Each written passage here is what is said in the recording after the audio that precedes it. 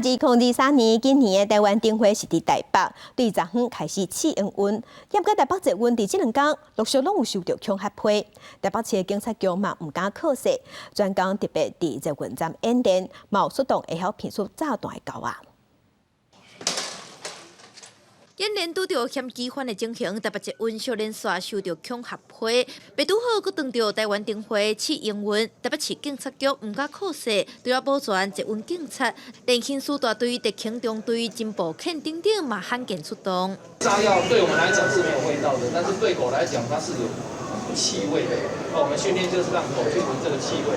无记行李箱有塑胶炸药，要安怎找？嘛点出防暴器具等等，将安全维护提升到反恐的战处。捷运警察队表示，灯会人潮预估有10万人。自即马到19刷过迄天，会增加超过800的警力，针对一寡公共区域加强巡查。维安的部分呢，我们就是每1个小时，我们会配合侦报权，针对化妆室、垃圾桶以及 月台层我们都会进行这个常检的维安。